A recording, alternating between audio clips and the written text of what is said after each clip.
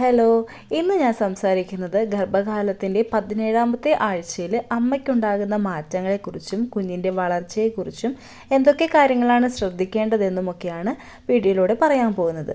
വീഡിയോയിലേക്ക് പോകുന്നതിന് മുൻപായിട്ട് നിങ്ങൾ എൻ്റെ ഈ ചാനൽ ആദ്യമായിട്ടാണ് കാണുന്നതെങ്കിൽ പ്ലീസ് ഒന്ന് സബ്സ്ക്രൈബ് ചെയ്ത് സപ്പോർട്ട് ചെയ്യാനായിട്ട് മറക്കരുത് കേട്ടോ.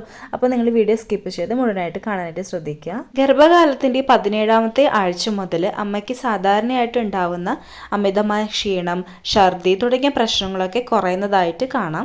സാധാരണയായിട്ട് ഗർഭിണികളിൽ കണ്ടുവരുന്ന ചില ബുദ്ധിമുട്ടുകളായിട്ടുള്ള ബാക്ക് പെയിൻ, ഗ്യാസിന്റെ പ്രോബ്ലംസ്, നെഞ്ചെരിച്ചിൽ, കോൺസ്റ്റിപ്പേഷൻ, തലകറക്കം, തലവേദന തുടങ്ങിയ പ്രശ്നങ്ങളൊക്കെ കാണാറുണ്ട്. ഇപ്പോൾ ഈ തലവേദനയൊക്കെ കൂടുതലായിട്ടും കണ്ടുവരുന്നത് നിങ്ങൾ നന്നായിട്ട് വെള്ളം കുടിക്കാത്തത് കൊണ്ടോ അല്ലെങ്കിൽ ചില നേരത്തൊക്കെ ഫുഡ് സ്കിപ്പ് ചെയ്യുന്നത് കൊണ്ടൊക്കെ അങ്ങനെ സംഭവിക്കാറുണ്ട്. അല്ലെങ്കിൽ അമിതമായിട്ടുള്ള ടെൻഷൻ, ഉറക്കക്കുറവൊക്കെ കൊണ്ടും തലവേദന കാര്യങ്ങളൊക്കെ നമുക്ക് ഉണ്ടാവാറുണ്ട്.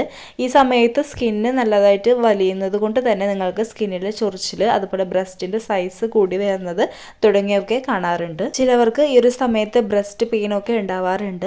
അതുപോലെ തന്നെ വിയർപ്പ് കൂടുതലായിരിക്കും, ശരീര താപനില കുറച്ച് കൂടുതലായിട്ട് ഉണ്ടാവും. അതുപോലെ കുഞ്ഞു വലുതാവുന്നതിനനുസരിച്ച് അമ്മയുടെ വയറും വലുതാവുന്നു. ചിലവർക്കാണെങ്കിൽ ഈ ഒരു സമയത്ത് ആദ്യത്തെ പ്രസവമൊക്കെ ആണെങ്കിൽ വയറ് അധികം ഉണ്ടാവില്ല എന്ന് കരുതി നിങ്ങൾ പേടിക്കേണ്ട കാര്യമൊന്നുമില്ല. കുഞ്ഞ് ഹെൽത്തിയാണ്, സ്കാനിങ്ങിലൊന്നും വേറെ പ്രശ്നം കാര്യങ്ങളൊന്നും ഇല്ലെങ്കിൽ നിങ്ങൾ ടെൻഷൻ അടിക്കേണ്ട കാര്യമില്ല, വയറില്ല എന്ന് വിചാരിച്ചിട്ട് അത് പതുക്കെ ആയിക്കോളും. ഇപ്പോൾ ചിലവർക്കാണെങ്കിൽ മൂത്രമൊഴിക്കാൻ ഇടയ്ക്കിടയ്ക്ക് തോന്നുന്നത് ചിലപ്പോൾ കുറഞ്ഞു വരുന്നതായിരിക്കും. നിങ്ങൾ വെള്ളം കുടിക്കുന്നുണ്ടെങ്കിൽ അതിനെക്കുറിച്ച് ഓർത്ത് ടെൻഷൻ അടിക്കേണ്ട. അതെന്താണെന്ന് വെച്ചാൽ ഈ സെക്കൻഡ് ട്രൈമസ്റ്റർ ഒക്കെ ആകുമ്പോൾ നമ്മുടെ വയറ് കുറച്ച്, അതായത് യൂട്രസ് കുറച്ച് മേലോട്ട് കയറും. അപ്പോൾ അങ്ങനെ വരുമ്പോൾ ബ്ലാഡറിലോട്ട് അധികം പ്രഷർ കൊടുക്കാത്തത് കൊണ്ടാണ് അങ്ങനെ ഫ്രീക്വൻ്റ് ആയിട്ട് നമുക്ക് യൂറിൻ പാസ് ചെയ്യാൻ തോന്നാത്തത്. അത് പേടിക്കേണ്ട കാര്യമില്ല, നിങ്ങൾ നന്നായിട്ട് വെള്ളം കുടിച്ചാൽ മാത്രം മതി. ചിലവർക്കാണെങ്കിൽ ഈ സമയത്തും ഫ്രീക്വൻ്റ് ആയിട്ട് മൂത്രമൊഴിക്കാനൊക്കെ തോന്നുന്നതായിരിക്കും. ഇനി കുഞ്ഞിനുണ്ടാകുന്ന മാറ്റങ്ങൾ എന്തൊക്കെയാണെന്ന് നമുക്ക് നോക്കാം. കുഞ്ഞിൻ്റെ ചെവി പൂർണ്ണമായിട്ടും രൂപപ്പെട്ടിട്ടുണ്ട് ഇതിനോടകം. അതുകൊണ്ട് തന്നെ കുഞ്ഞിന് അമ്മയുടെ സൗണ്ടൊക്കെ തിരിച്ചറിയാനും മനസ്സിലാക്കുവാനും സാധിക്കുന്നുണ്ട്. മറുപിള്ള കുഞ്ഞിന് നല്ല രീതിയിൽ പോഷകങ്ങളും ഓക്സിജനും നൽകുന്നുണ്ട്. പൊക്കിൾക്കൊടി കുറച്ചും കൂടെ കട്ടിയായിട്ടുള്ളതും സ്ട്രോങ് ആയിട്ടുള്ളതുമായിട്ടുണ്ട്. കുഞ്ഞിൻ്റെ കൺപീലി, കൺപോളയൊക്കെ വികസിക്കുന്നുണ്ട്. അതുപോലെ കുഞ്ഞിൻ്റെ വിയർപ്പ് ഗ്രന്ഥി വികസിച്ചിട്ടുണ്ട്. അതുപോലെ തന്നെ കുഞ്ഞിൻ്റെ സ്കിന്നിൻ്റെ അടിയിലായിട്ട് ഫാറ്റ് കളക്ട് ചെയ്യുന്നുണ്ട്, അതായത് കൊഴുപ്പ് കളക്ട് ചെയ്യുന്നുണ്ട്. ഇത് കുഞ്ഞിൻ്റെ ശരീര താപനില നിയന്ത്രിക്കാനായിട്ട് സഹായിക്കുന്നതാണ്. കുഞ്ഞിൻ്റെ ഹൃദയം ഓരോ മിനിറ്റിലും 120 മുതൽ 160 തവണ മിടിക്കുന്നുണ്ട്. കുഞ്ഞ് നല്ല രീതിയിൽ തന്നെ സ്വോളോ ചെയ്യാനും സക്ക് ചെയ്യാനൊക്കെ ശ്രമിക്കുന്നുണ്ട്. അതുപോലെ തന്നെ കുഞ്ഞിന് ഫേഷ്യൽ എക്സ്പ്രഷനൊക്കെ ചെയ്യാനായിട്ട് സാധിക്കുന്നുണ്ട്. ഈ ഒരു സമയത്ത് കുഞ്ഞിൻ്റെ നീളം എന്ന് പറയുന്നത് ഏകദേശം 13 സെൻറ്റിമീറ്ററും അതുപോലെ കുഞ്ഞിൻ്റെ വെയിറ്റ് എന്ന് പറയുന്നത് 140 ഗ്രാമുമാണ്. അപ്പോൾ ഇത്രയും മാറ്റങ്ങളാണ് കുഞ്ഞിനുണ്ടാകുന്നത്. ഇനി ഈ ഒരു സമയത്ത് നമ്മൾ ശ്രദ്ധിക്കേണ്ട കാര്യങ്ങൾ എന്തൊക്കെയെന്ന് നോക്കാം.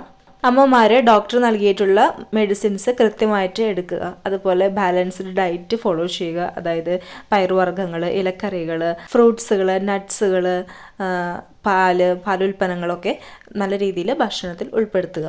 അതുപോലെ തന്നെ ഭക്ഷണം ഇടയ്ക്കിടെ കഴിക്കാനായിട്ട് ശ്രദ്ധിക്കുക. ഒരുമിച്ച് ഒറ്റയടിക്ക് കഴിക്കാതെ ഇടയ്ക്കിടയ്ക്കായിട്ട് കഴിക്കുന്നതായിരിക്കും ഏറ്റവും നല്ലത്. ധാരാളം വെള്ളം കുടിക്കാനായിട്ട് ശ്രദ്ധിക്കുക. പ്രോപ്പറായിട്ടുള്ള റെസ്റ്റ് എടുക്കുക. ഒരുപാട് ആയാസപ്പെട്ടിട്ടുള്ള ജോലികൾ ചെയ്യാതെ ഇരിക്കാനായിട്ട് ശ്രദ്ധിക്കുക. അതുപോലെ തന്നെ വേറെ പ്രശ്നങ്ങളൊന്നുമില്ലാന്നുണ്ടെങ്കിൽ ഡോക്ടർ പറഞ്ഞിട്ടുണ്ടെങ്കിൽ നിങ്ങൾക്ക് ചെറിയ രീതിയിൽ വ്യായാമമൊക്കെ ചെയ്യാവുന്നതാണ്. ഒരുപാട് ആയാസപ്പെട്ടിട്ട് ചെയ്യാതിരിക്കാനായിട്ട് ശ്രദ്ധിക്കുക. പിന്നെ ഒരു 8 മണിക്കൂറെങ്കിലും ഉറങ്ങാനായിട്ട് ശ്രദ്ധിക്കുക. കിടക്കുമ്പോൾ ലെഫ്റ്റ് സൈഡ് ചെരിഞ്ഞ് കിടക്കാനായിട്ട് ശ്രദ്ധിക്കുക. ഒരുപാട് നേരം നിൽക്കുക, ഒരുപാട് നേരം ഇരിക്കുക, ഒരുപാട് നേരം വലിയ കഠിനമായിട്ടുള്ള എക്സസൈസ് ചെയ്യുക, അങ്ങനത്തെ കാര്യങ്ങളൊന്നും ചെയ്യാതിരിക്കാനായിട്ട് ശ്രദ്ധിക്കുക. പിന്നെ വേവിച്ച മുട്ട കഴിക്കാനായിട്ട് ശ്രദ്ധിക്കുക. അതുപോലെ പാലൊക്കെ നന്നായിട്ട് തിളപ്പിച്ചത് മാത്രം കഴിക്കുക. മാംസ്യാഹാരങ്ങളായാലും അങ്ങനെ നല്ലതുപോലെ വെന്തതിന് ശേഷം കഴിക്കാനായിട്ട് ശ്രദ്ധിക്കുക. അപ്പോൾ ഇത്രയും കാര്യങ്ങളൊക്കെ ശ്രദ്ധിക്കുക. അപ്പോൾ നിങ്ങൾക്ക് ഈ ഒരു വീഡിയോ ഇഷ്ടമായെങ്കിൽ ലൈക്ക് ചെയ്യാനും സബ്സ്ക്രൈബ് ചെയ്യാനും മറക്കരുത് കേട്ടോ. അപ്പോൾ നമുക്കിനി അടുത്ത വീഡിയോയിൽ കാണാം. Thanks for watching.